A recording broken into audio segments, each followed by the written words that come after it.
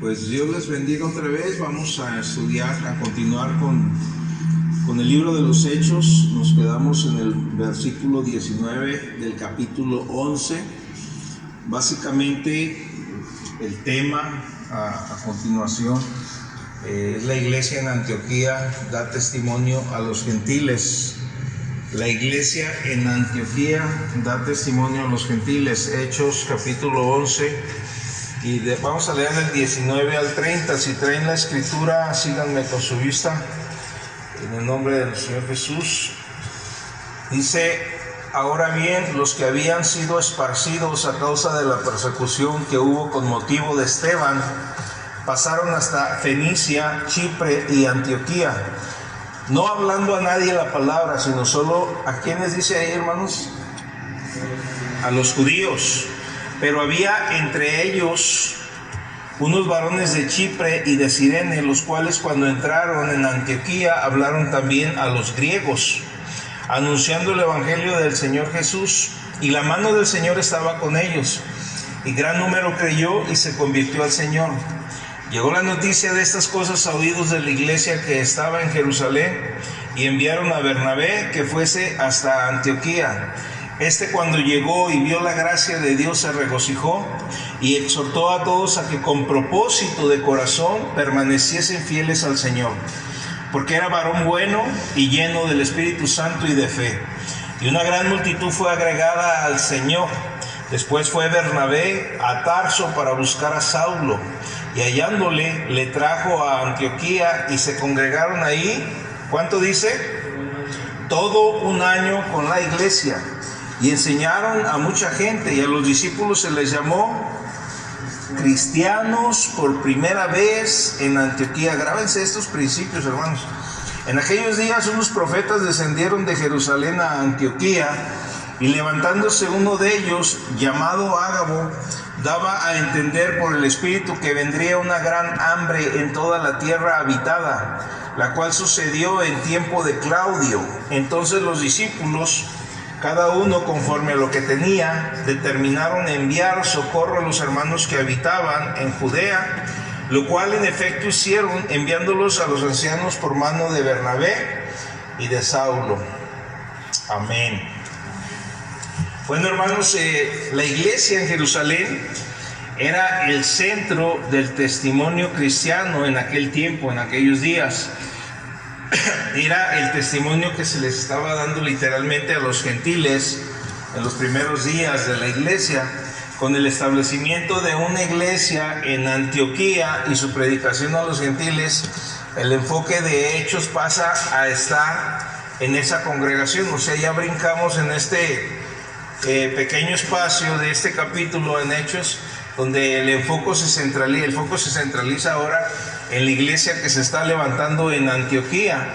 Si vemos el versículo 19, no pierdan su escritura, y si toman nota, pues vayan apuntando los textos. En el versículo 19 dice: ahora bien, los que habían sido esparcidos a causa de la persecución que hubo con motivo de Esteban, pasaron hasta Fenicia, Chipre y Antioquía. O sea, había persecución, no hablando a nadie la palabra, sino solo a los judíos. Es lo que resalta el versículo 19 de Hechos.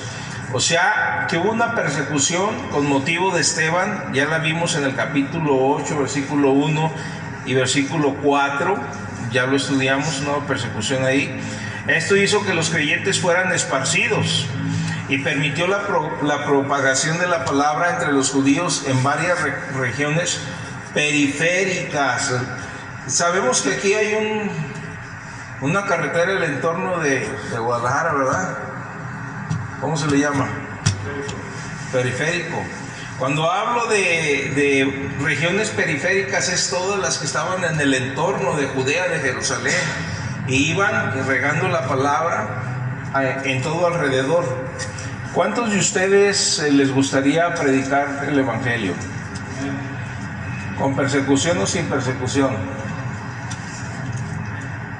Porque pues dice Josué amén, alguien levanta la mano, pero pues no lo hacemos. Entonces necesitamos la persecución. Ahora, elijan a quién escogemos para que maten a pedradas o así, para empezar a correr. Es que era lo que pasaba, o sea, Esteban lleno y pues pasó todo esto, entonces hubo persecución y literalmente la iglesia se despertó y se puso a trabajar, o sea, iban huyendo, pero iban hablando la palabra. Era parte de la expansión del evangelio. Entonces esta persecución que hubo entonces hizo que ellos se fueran predicando la palabra de acuerdo a lo que dice aquí. Pasaron hasta Fenicia, Chipre y Antioquía. Dice aquí no hablando a nadie sino solo a los judíos. ¿Ok? Estos detallitos son muy importantes. En Fenicia estaba el territorio que ahora ocupa Líbano. ¿Se han oído las noticias, los territorios, las guerras, todo eso? Fenicia es lo que es hoy Líbano, y sus ciudades principales eran Tiro, Sidón y Tolemaida. Todos estos nombres están en la escritura y por eso se los hago saber para que vayamos un poco comprendiendo los territorios que están allá. ¿Por qué? Porque muchas veces nos centramos específicamente en nosotros, nuestro México, nuestro ranchito, nuestro pueblo, y de aquí no nos salimos.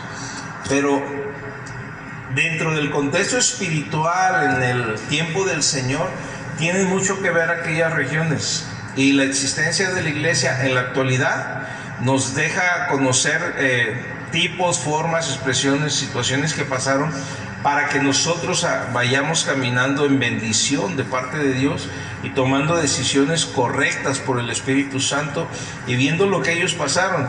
Si se fijan ustedes, dice Hechos 21, 3 al 7. Fíjense bien, Hechos 21, 3 al 7. Al avistar Chipre, dejándola a mano izquierda, navegamos a Siria y arribamos a Tiro, porque el barco había de descargar allí. Y hallados los discípulos, nos quedamos allí 7 días. Y ellos decían a Pablo por el Espíritu que no subiesen a Jerusalén. Cumplidos aquellos días, salimos acompañándonos todos con sus mujeres e hijos hasta fuera de la ciudad. Y puestos de rodillas en la playa, oramos. Y abrazándonos los unos a los otros, subimos al barco y ellos se volvieron a sus casas. Y nosotros completamos la navegación saliendo de Tiro y arribando a Tolemaida. Y habiendo saludado a los hermanos, nos quedamos con ellos un día. Estamos hablando de que en Fenicia, el territorio de Fenicia estaba Tiro, Sidón, Tolemania. Y aquí está hablando de cómo ellos fueron, estuvieron, saludaron a los discípulos. La gente los despidió con lágrimas, niños. Y es lo que tiene que estar procesando la iglesia hoy en día. Que la gente reciba una bendición de aquellos que estamos preparados. Hoy me escribió un hermano en el WhatsApp, un discípulo. Ustedes lo conocen, no les voy a decir quién es. Pero saludándolo le dije, pues es tiempo que vengas a tu casa, sé que la distancia es larga, pero levántate y ponte las pilas. Y me dice me contesta el anhelo de mi corazón, pastor, porque ya probé muchos dulces y la miel rica y verdadera está en Maranata. Y tengo que regresar a mi casa. Y les estoy hablando de 3, 4, 5 años que se ausentaron.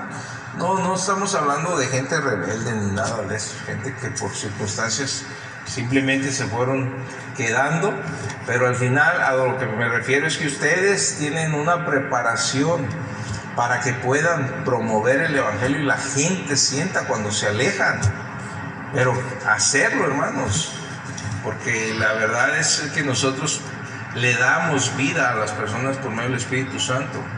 Chipre estaba a unos 160 kilómetros de la costa y el principal idioma de esta zona era el griego. En ese entonces, al igual que en Antioquía, la ciudad más grande de la región y la capital de la provincia romana de Siria, con una población de 500,000 de personas o más. O sea, para que más o menos entendamos las dimensiones y el alcance del evangelio y lo que estaban haciendo Pablo, Bernabé y los demás. En la antigüedad, solo Roma y Alejandría la superaban en tamaño a Antioquía. O sea, fíjense los datos, hermanos.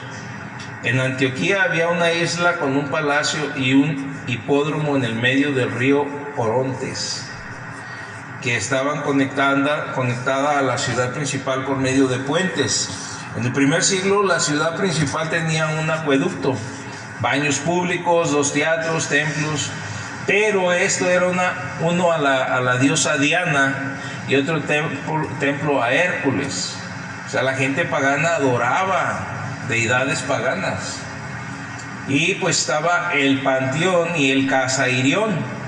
El casairión era una basílica literal dedicada al culto imperial, o sea, solamente los de arriba usaban el caseirón, como el casorón, la casa grande, edificada para la pero aquí nomás entran los reyes, la realeza. Pues todo esto resaltaba en lo que es Antioquía, y ahí llegan los discípulos. Entonces nosotros a veces no le hablamos ni a la gente más común acá abajo. Imagínense meternos en ciudades donde verdaderamente estaban preparados y tenían un estilo de vida religioso fuertemente acimentado. Entonces aquí, hablando la descripción de Antioquía y a donde llegaron, por eso decían, no le hablaron a nadie, se dirigieron a los judíos, pero ahorita vamos a ver que cuando hablaban que a los griegos eran griegos judíos, o sea, hablaban el griego, pero eran judíos también. Entonces es importante ver estos detallitos, porque estas ciudades con esa importancia, por ejemplo, se realizaban juegos como los Juegos Olímpicos, desde aquel entonces, de una manera muy regular. Lo pueden ver en las películas de historia. A veces cuando ustedes vean películas, es bueno informar. A veces nomás vemos y qué chido estuvo, qué suave, qué padre, pero traen extractos, los que las escribieron, de cosas de la historia que nos enseñan cómo eran las cosas. No se las sacan nomás de las ideas, especialmente este tipo de películas. Pero aquí dice la palabra del Señor que iban no hablando a nadie en la palabra, sino solo a los judíos.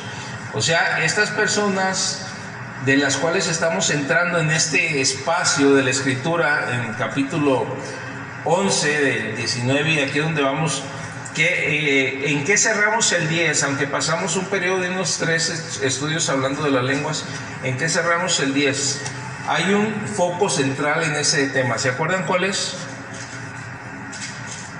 Capítulo 10 de Hechos. Acabamos de ver casi todo. ¿Cuál es el foco central de todo el capítulo? La conversión de Cornelio. ¿Quién era Cornelio? Hablando de posición, era un gentil. Entonces esto hizo refuego y lo vimos, lo estudiamos detalladamente. Aquí es donde sí quiero que se envuelvan, que saquen lo que recibieron sin temor. O sea, en el capítulo 10 pasa eso, pero no solamente pasa que los gentiles entran a la iglesia a ser parte de ella, sino que hay una aprobación de Dios, una señal, un derramar, la elección de la divinidad, aceptando eso. Pero cuando hablamos de esto, estas personas todavía no se habían enterado de los eventos del capítulo 10. Y estos deciden no hablarle a los gentiles, se van con los judíos. Y ellos todavía no, acuérdense que están siendo esparcidos y ahí van. Si se fijan en el 20, les leí el 19 y el 20 dice, pero había entre ellos unos varones de Chipre y de Cirene, los cuales cuando entraron en Antioquía hablaron también a los griegos, anunciando el evangelio del Señor Jesús. Cuando hablamos de varones de Chipre y de Cirene, eran judíos, literalmente de la diáspora, o sea, originarios de la cercana isla de Chipre, eran de ahí y de la región norafricana de Cirene. O sea que griegos no alude solamente a la gente gentil de Grecia, era a gente griega judía, como cuando en el libro de los Hechos estaban y mencionan mínimo 16 diferentes regiones y lugares entre España y estos. Pero todos estos eran convocados o vienen de todo el mundo, pero son judíos a celebrar las fiestas de la fe que profesan. Por eso ellos dicen, ¿cómo estos, siendo nativos de aquí, están hablando la lengua en la cual nosotros crecimos? Pero hablan el hebreo, pero ahí están hablando la lengua que ellos traen de donde nacieron. ¿Saben ustedes que la bendición de parte de Dios bien grande, hermanos, es que la línea judía jamás se pierde? ¿Sí sabían? ¿Sabes a lo que me refiero, Juca, con este comentario? Te voy a poner el ejemplo práctico.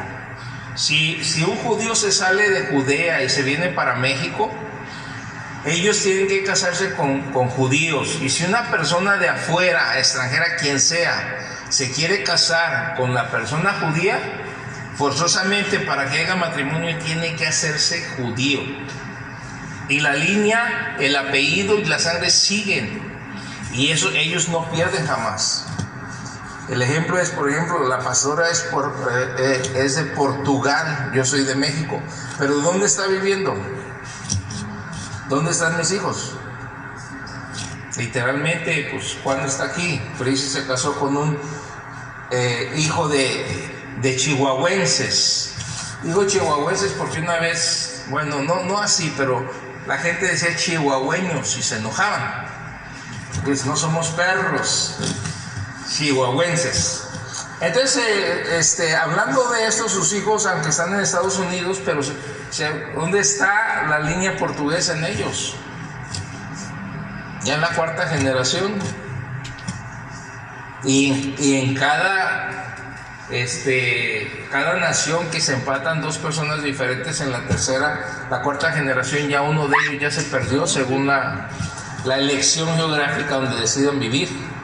Con Israel no es así, por eso estos eran judíos griegos y se fueron hablándoles ahí de estas regiones de Chipre y de Cirene. Entonces estos judíos hablaban griego, pero vivían en Antioquía, y estos comenzaron a dar testimonio a los gentiles. Esos que recibieron el testimonio de los que venían hablando griego, ellos empezaron a dar testimonio a los gentiles una vez convertidos a Jesucristo. Ahora, ¿por qué? Ustedes, si analizan el libro de los Hechos, hay una observación que resalta en Hechos. Eran más sensibles los judíos extranjeros para recibir al Mesías en su corazón que los judíos que permanecían en Jerusalén por tradición. Eran muy duros, hermanos. Y los de fuera son los que se encargaban, sí lo recibían por la fe y se encargaban. ¿Por qué sería esto? ¿Por qué se daría esto, iglesia?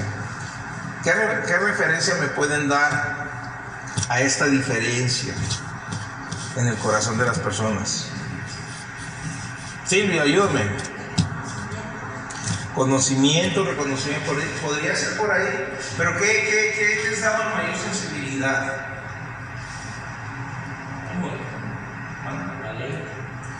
En parte, fíjense bien, al irme y alejarme de toda la tradición y todo eso, podría tener una visión diferente y tener una apertura en el corazón.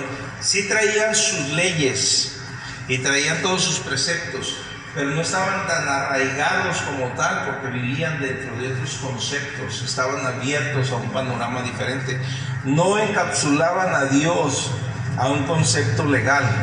Entonces, cuando llega la palabra en fe y la enseñanza del Mesías y las promesas y les hablan de esto, no hay tanto hermetismo para recibir la palabra en su corazón, y ellos se encargaban de hablar y de continuar con el mensaje. Entonces, ahí dice en el 21, si se fijan, siguiendo texto por texto, en el 21 dice: la mano del Señor estaba con ellos, y gran número creyó y se convirtió al Señor. Lo dice la palabra. ¿Qué necesitamos para que la gente se convierta? De acuerdo a este texto, que la mano del Señor esté con nosotros. Si Dios no está en el asunto, si Dios no va y no hace las cosas, ¿qué creen que va a pasar? Nada. Nos vamos a desgastar y vamos a echarle muchas ganas, pero si el Señor no está en el asunto, no pasa nada. Necesitamos entender que necesitamos al Señor, que Él es el que puede hacer las cosas, no nosotros. Así que pues podemos prepararnos mucho, pero si no entramos en esa dimensión espiritual, por eso las clases del día de mañana, las conferencias del Espíritu son bien importantes, pero necesitas traer un corazón sensible, un corazón humilde, un corazón dispuesto. Se las pongo fácil. Candy, ¿te vas a ir a Panes? ¿Sí? También tú, Edith, y ya se fue tu hermana. ¿En qué momento le pidió dirección al Espíritu Santo? ¿Y ustedes ya oraron? ¿En qué momento? El momento vino con su sacerdote y su cobertura a pedir bendición. Yo la bendije porque tiene que ir cubierta, pero a donde voy es la sensibilidad de nuestro corazón. Tiene que estar Dios en todas las áreas, en todas las cosas. Señor, está bien, es tu voluntad que vaya, es mi tierra, es mi familia, pero el propósito que llevo no solamente gozarme con los míos, sino que los míos conozcan. Yo sé que está el anhelo y cuentan las horas y el tiempo y ay, vámonos, y ya quiero llegar, pero que arde en mi corazón lo que aquí los discípulos, vámonos. Le mencionaba a Edith y ella fue testigo de esto la semana que nos llevaron para allá. Yo bajando y poniendo mi pie en la tierra oaxaqueña por primera vez en mi vida, empecé a bendecir Oaxaca, atar y cancelar brujería, hechicería y declarar para Jesucristo panis y todo. Y esa semana ni un balazo ni nada, ¿sí? En paz, 11 armas para Cristo, tantas reconciliaciones, 2 brujos, brujería echada afuera, sanidades. Y la mano de Dios con sus pastores y con el pastor Andrés. Porque parecía un pastorazo, aunque ustedes no lo crean. ¿Sí o no, Edith? ¿Estoy mintiendo? Él estaba al 100 y traduciendo la palabra y fluía. Es que la mano de Dios estaba ahí y es lo que Dios quiere de nosotros. Entonces no se olviden de guiarse en eso. Porque la vida es incierta y sin cobertura y sin dirección nos va mal y perdemos. Entonces parte de esto es buscar esa audiencia de Dios. Entonces aquí hablamos, la mano del Señor estaba con ellos y gran número creyó y se convirtió al Señor. Que sea esa la prioridad para cada uno de nosotros. Cuando habla que la mano del Señor estaba con ellos, esto es un recordatorio más de que es notable la expansión de la iglesia cuando el Espíritu Santo está moviéndose. Y cuando nos estancamos, ¿qué está pasando? Ahora, ¿el Espíritu o Dios es el mismo ayer y hoy por los siglos? ¿Quién es el que está fallando? La iglesia, siendo yo parte de ella, yo estoy fallando. Entonces la iglesia, cuando el poder del Espíritu Santo llega, el poder de Dios, Él da la sabiduría, pero también nos da la habilidad humana para hacer las cosas. O sea, Él promueve lo que tenemos que hacer, Él nos da la capacidad, nos da la sabiduría y obvio todo lo que le entregamos al Señor en conocimiento y en una práctica de estudio va a aflorar en ese momento, pero lo importante es que Él va a respaldar el testimonio de lo que estás haciendo. La mano de Dios está con cada corazón que con sabiduría y con humildad está listo. En el 22 dice, llegó la noticia de esas cosas a oídos de la iglesia que estaba en Jerusalén. Y enviaron a Bernabé que fuese hasta Antioquía, a Bernabé. Sigan bien todos estos principios con nombres y discípulos. Aquí dice, enviaron a Bernabé que fuese hasta Antioquía. O sea, cuando la iglesia madre, siguiendo este concepto, la iglesia de Jerusalén, la iglesia madre, la iglesia donde empezó todo, se enteró del testimonio de Antioquía a los gentiles, aquí envió a Bernabé a validar la nueva predicación. Al igual que había enviado a Pedro y a Juan para probar la misión en Samaria. ¿Se acuerdan en el capítulo 8 que estudiamos eso? Que cuando Samaria recibió la palabra, enviaron a Pedro y a Juan y también impusieron manos y recibieron del Espíritu Santo. Así aquí enviaron a Bernabé. Y siguiendo con los textos que leímos en el 23 y 24 dice, cuando llegó y vio la gracia de Dios, se regocijó y exhortó a todos a que con propósito de corazón permaneciesen fieles al Señor. Aquí esta expresión, permaneciesen fieles al Señor, es algo que sobresale, hermanos. Los discípulos del Nuevo Testamento no daban por sentado que los que habían recibido la gracia de Dios permanecieran automáticamente fieles al Señor. Tenemos que ver cada detalle. Porque las tentaciones del pecado, del mundo y de Satanás podrían persuadir a un nuevo bebé creyente en el Señor a apartarse del camino de salvación de Cristo. Entonces Él lo que hizo es, los animaba a que con propósito de corazón permanecieran fieles al Señor. Bernabé da ejemplo de cómo debe tratarse a los nuevos convertidos. Dentro de la visión tenemos un desarrollo. ¿Se acuerdan más o menos qué hacemos? Los que ya se lanzaron y los que han estado en el movimiento del desarrollo de la logística de la visión. Hay un ministerio, ¿cómo se llama? Después de graduar, después de lanzarse, consolidación. La consolidación. ¿Y cuál es la consolidación? Es darle la bienvenida al nuevo convertido. ¿Ya se les olvidó? ¿Se fijan cómo el enemigo va opacando? Y dentro pedíamos voluntarios y en su tiempo andaban hasta 6 con su tablita y dando la bienvenida. ¿Y cómo te llamas? ¿De dónde veniste? ¿Me puedes dar tu teléfono? ¿Qué necesidad de oración tienes? ¿Te podemos visitar? ¿Nos das el permiso? ¿Qué te pareció la predicación, el estudio? ¿Qué te pareció la coinonía, la armonía? Que nos preocupamos por ti, queremos ir anotándole. Y se va la directora, y la directora se encarga de una célula cercana y se abraza al bebé. ¿Por qué? Porque tenemos esto: animar al nuevo convertido, al bebé, a la visita, que permanezcan fieles al Señor. Pero ¿dónde está nuestro interés hoy? ¿Cómo estamos hoy? ¿Cuántos estamos verdaderamente cargados en el corazón para llevar a cabo la visión que Dios nos dio? Ciertamente pudo haber venido por mi parte. Ya saben los orígenes, ya saben la forma en que Dios trajo muchas de las cosas, pero es de ustedes, es de todos juntos.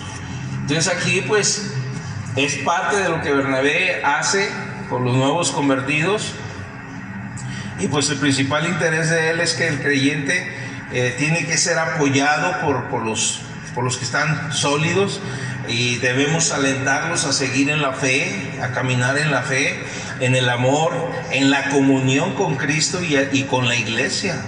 Camina, echa para adelante. ¿Qué hacen los más viejos? La gente que ya, muchos lanzados, muchos que se consideran sabios, que se consideran líderes, basados en su propia opinión, porque los hechos marcan otra cosa. En lugar de motivar a nuevos, en lugar de permanecer en la comunión con Cristo y motivar la unidad de la iglesia y la asistencia, yo estoy bien, yo me voy, yo para qué quiero seguir. No, pues ya, y parte de las oraciones que cancelamos y decimos aquí, y no reflexionamos, ¿quién está detrás de las cosas? El enemigo, estorbando el crecimiento y la expansión de la iglesia.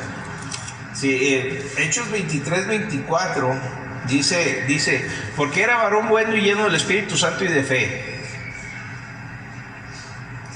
y una gran multitud fue agregada al Señor. Parte del texto lo dice. Era varón ¿qué?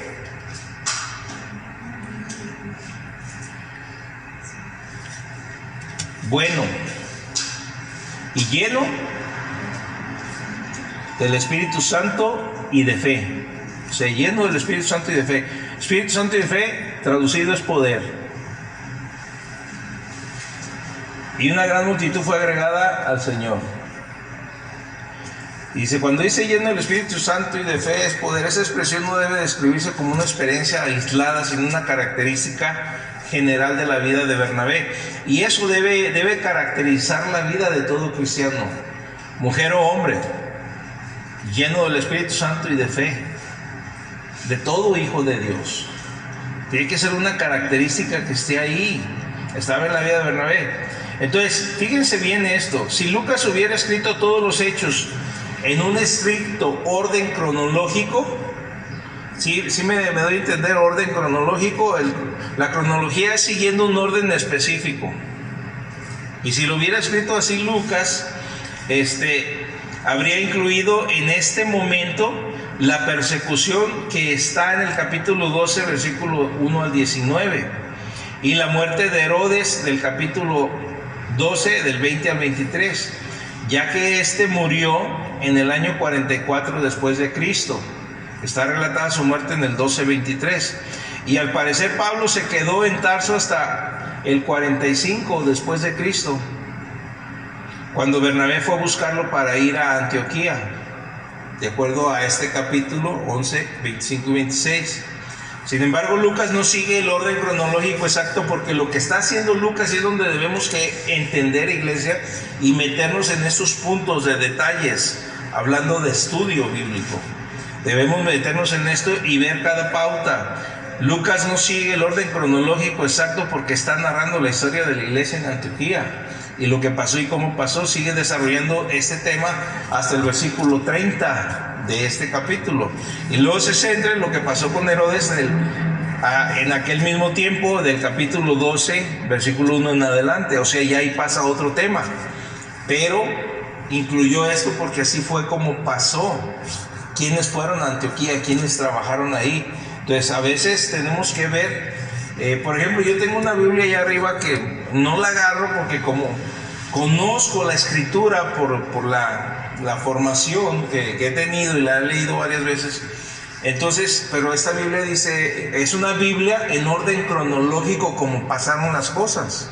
Entonces la vas leyendo y pues va como pasaron, y están los contemporáneos de los profetas y cuando cayeron, todo, pero está en un orden cronológico. Pero créanme, la agarro para presentar ese tipo de estudios, pero a mí me confunde el hecho de cómo sé las cosas, pero ya cuando es esto para darles enseñanza a ustedes, es importante entender eso, porque si no lo entienden así, pues lo leen, pasó esto, pasó aquello, y nos vamos así. Pero aquí Lucas escribió Hechos, no tiene un orden cronológico en ese evento específico. Pero en el capítulo 12 entra con otro tema. El 26 dice, congregaron allí todo un año con la iglesia y enseñaron a mucha gente, y a los discípulos se les llamó como cristianos por primera vez. ¿Dónde? En Antioquía. Por esto es que estos pequeños detalles que parecen insignificantes, ¿de dónde viene nuestro nombre o apelativo? Desde Antioquía. Ahí les reconocieron cristianos, una palabra compuesta, Cristo y anos, Josué. Cristo y anos. Cristo es el ungido, anos quiere decir pequeños, entonces somos pequeños ungidos, pequeños ungidos. A partir de ahí se les llamó cristianos por primera vez en Antioquía, y ya vimos que Antioquía solamente la superaban 2 ciudades en aquel entonces, Roma era una. Antioquía tenía mucho desarrollo, y como Juegos Olímpicos y cosas de esas, y lugares específicos que sobresalían. Entonces, de acuerdo al versículo 25, Pablo había ido a la ciudad natal de Tarso, al versículo 25 que ya leímos, después de su conversión, que está relatada en el capítulo 9, versículo 30, también ya lo estudiamos. Como judío, que también tenía derecho a la diáspora. ¿Se acuerdan qué es la diáspora que ya le mencioné? ¿Sí se acuerdan? Se los acabo de mencionar, una catedral, un edificio especial para gente que estaba preparada y gente. Él tenía y él podía entrar a ese lugar. Era especialmente apto para predicar a los gentiles. Y fue llamado para eso el apóstol Pablo. Su año de participación en esta misión en Antioquía tal vez fue procesado en el año 45 después de Cristo. Y este año los preparó a él y a Bernabé para una misión mucho más grande que vendría después, que la vamos a estar viendo en el capítulo 13, versículo 1 en adelante. Si me van siguiendo más o menos, en el 12 vamos a narrar la muerte de Herodes, etcétera, y cómo esa persecución hizo todo lo contrario. Aquí lo escribió esto, y entonces es probable que los discípulos hayan sido llamados cristianos por primera vez en Antioquía, porque esto reflejaba una clasificación que empleaba a la gente no creyente en Antioquía, quizás para intentar hasta ofenderlos o solamente darles una identidad. Y pues aquí muestra literalmente, de acuerdo al relato, cuando Lucas lo escribe, muestra que los discípulos estaban comenzando a tener una identidad propia. Había refuego y era diferente entre gentiles, judíos, y ahora qué? Silvia, díganlo fuerte. Empezó esa división y ya se notaba. Y esto es importante porque aunque aquí nomás lo relatamos como se les llamó cristianos por primera vez en Antioquía, Pero esta identidad viene hasta nuestros días. Sigue habiendo judíos, gentiles y nosotros, los cristianos. Y es un privilegio, hermanos, un gran privilegio. A los discípulos se les llamó cristianos. ¿Tú eres cristiano? Por ende eres discípulo. ¿Eres cristiano? Entonces di tú, si soy cristiano, soy discípulo. Si eres discípulo, aprendes de tu maestro. El corazón de un discípulo es estar sujeto a la enseñanza de una persona a la cual respeta y aprende de él. Todos esos principios son importantes. La palabra cristiano viene del término griego y ocurre solo 3 veces en el Nuevo Testamento. Aquí en el 11:26, en el 26:28 y en 1 de Pedro 4:16. 11:26, Hechos 26:28 y 1 de Pedro 4:16. Originalmente, la palabra cristiano denotaba a un servidor o un seguidor de Cristo. Fíjense bien, originalmente esta palabra denotaba esta clasificación. Y es importante que ustedes la vean, la entiendan, la comprendan, porque lo que denotaba era a una persona que servía y seguía al Señor Jesucristo. Pero ¿cómo vas a servir y a seguir a alguien que ya no está presente? ¿Me pueden ayudar a entender eso, Candy? No. ¿Cómo vamos a seguir y a servir a alguien que no está físicamente presente? ¿Cuál es el orden que Dios nos está dando? Viene un orden, las autoridades desde el trono celestial. Es Dios el que está en el asunto. A veces es muy triste que gente que se sabe de las iglesias o ya no simpatiza con ciertas relaciones en la iglesia, mencione que uno cuando enseña la autoridad delegada de parte de Dios y lo que somos para bendecir sus vidas y darles cobertura para que no tomen decisiones fuera de línea de bendición, que digan, pues es que porque me quieres tener ahí, o nos está lavando el coco, o lo que quiere es 1000 cosas, y lo que queremos es hacerles entender la bendición tan gloriosa que Dios nos da cuando nos sujetamos a las autoridades. Hermanos, mi Dios es testigo, mi vida fue pastoreada antes del pastorado que recibí de Dios por como 4 personas nada más, y aunque tenía una capacidad teológica de media superior y algunos de ellos lo superaba en conocimiento, siempre estuve tratando de ser un servidor para ellos, porque era la forma de servir en el ministerio para Dios. Dios no se equivoca, hermanos. Dios ve el corazón. Sembrar, estar, perseverar. En una de las divisiones, bueno, no son divisiones, no les gusta decir, sacudidas de parte de Dios, un primo hermano me dijo, cuando le dije, no estás bien, no estás mal, no estás haciendo esto, ni te estás preocupando por la gente, vas a ver, y sí pasó, todo lo que le dije pasó. Le dije, y eso de andar chapulineando, salirse de las iglesias no es de Dios, no está bien, no es por él. Y él creyendo, por no conocer mi vida, ¿a poco tú nunca has andado así? Nunca.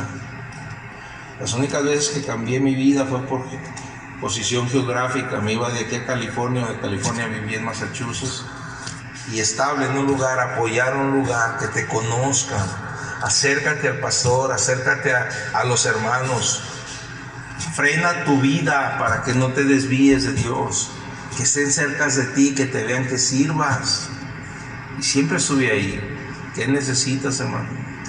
Estuve en la reunión pastoral estuvimos la pastora y yo el martes pasado aquí en Sion con varios pastores, y Dios es testigo, y Filo que me acompañó, de cómo el pastor Paco empezó a bendecir mi vida con sus testimonios, de cómo era yo. Decía, es que siempre está para mí, siempre me dice que en lo que le sirva, siempre lo que le pueda, me pueda ayudar. Y yo respeto su vida y todo lo que tiene, porque sé el trabajo que tiene dentro de su trabajo secular, de su hogar.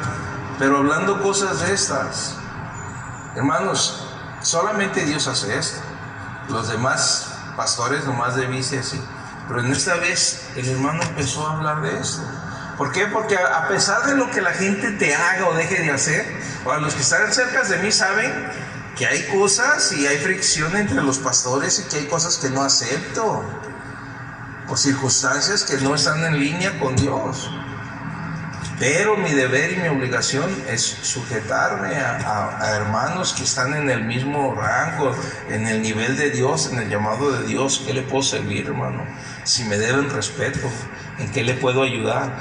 Puede tener una iglesia grande, pero yo cómo sé si tiene gente que lo esté apoyando o que necesite. Y es como puedo poner de ejemplo a Silvia. Este ejemplo es práctico. No les voy a decir nombres, ni les voy a decir quién, pero estamos haciendo que ustedes se acerquen a las sillas de adelante para ir dejando el espacio que sigue para los que van llegando, ¿verdad? Y seguimos en la misma práctica. Alguien llegó ahora y había una silla desocupada que la tuvieron que mover, a hoy también. Levanten la mano. O sea, nos sigue pasando. Es la hermana, la novicia voladora, de las más viejitas en el Señor y con el Espíritu Santo, pero como que algo nos detiene y no pasamos. Bueno, de las hermanas una se sentó el día domingo en segundas filas.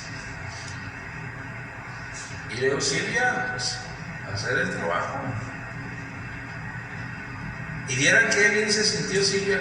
Hermana, ¿te puedes pasar para acá enfrente? Se sintió re bien que el hermano dijo, no, ni más. ¿Pero cómo? Quiero. Y Silvia no hallaba dónde meter la cabeza y agachar. Le hago 10 otra vez. Pero hermana, y como viene con su hija, la hija que apenas está entrando en el mover del Espíritu, se pasa. ¿Qué rollo? ¿Qué onda? Pásale.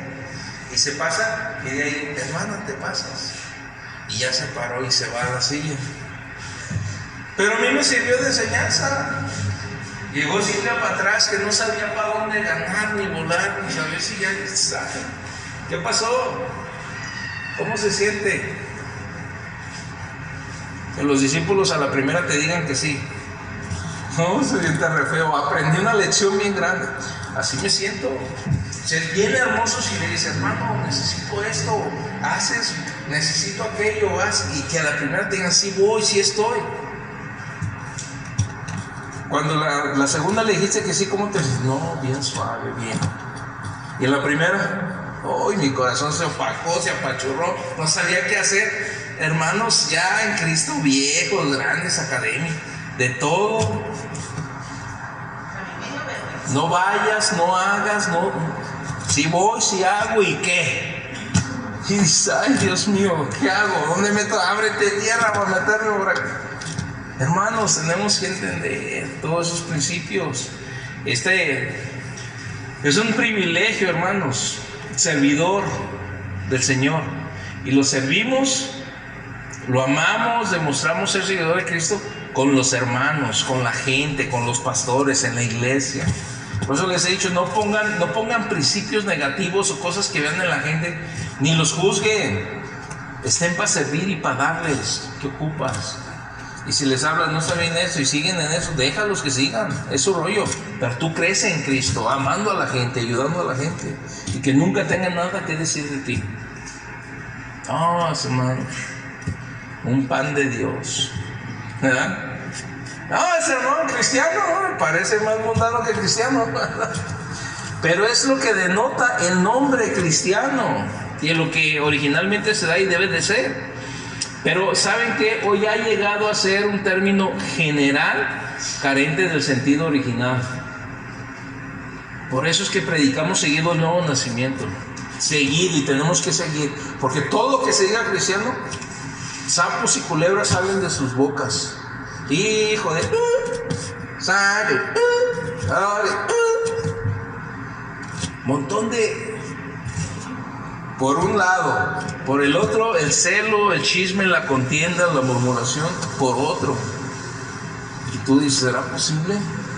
Pero si tú les dices, soy cristiano y soy cristiano, y se consideran cristianos, Entonces el término está carente de sentido original. Debería seguir el nombre del Redentor, Cristo, pero como es. La idea de la relación íntima del creyente con Cristo, cristiano, porque lo busco, porque estoy. El pensamiento de que lo recibimos como Señor y Salvador en nuestras vidas tiene que estar ahí, palpable, siendo Él la fuente de salvación eterna en todas las áreas y dimensiones de nuestra vida. Se les llamó cristianos por primera vez. Llamarse cristiano debería significar que Cristo y su palabra revelada en las Escrituras se han convertido en la autoridad suprema y en la única fuente de esperanza para nosotros, hermanos. Pues, hermanos, vamos a pararle aquí. Son 9:06, ya me pasé por poquito. Entonces, queda pendiente. Pensé que iba a acabar a hoy. Y quizás voy a acabar hasta después de Semana Santa, ¿verdad? Bueno, pues ahí le dejamos. Sí, fue de bendición el estudio. Aprendimos algo. Vívanlo, practíquenlo, hermanos. Únanse en la fe. Busquen al Señor. Dios está con nosotros, pero hay que motivar la mano de Dios en todo. Y hablen con los que se van, los que hacen planes, propósitos, porque que esté Dios en todo, hermanos, y que Dios abra puertas de bendición para todo. Padre, en el nombre de Jesús nos despedimos con tu bendición y paz. Bendecimos tu bendita palabra. Guarda a la entrada y salida de mis hermanos, llévalos con bien a sus hogares y bendícelos para que durante la noche puedan tomar un buen descanso en ti y podamos tener control aún en el subconsciente, en el sueño. Seas tú quien gobiernes ese lugar de descanso, Señor. Pues una vez más te doy gracias por tu palabra y por la bendición que es poder ser motivados, enseñados a través de ella, Señor, de cómo la iglesia se fundó y cómo la persecución hizo que los hermanos salieran de su comodidad, Padre. Pues literalmente no quisiéramos que esto pase, pero a veces tendría que ser necesario para que la iglesia comprenda y entienda que tenemos que salir al campo misionero, allá afuera, a las calles, que la iglesia no es encerrarnos en un templo, en 4 paredes, sino la necesidad de las personas.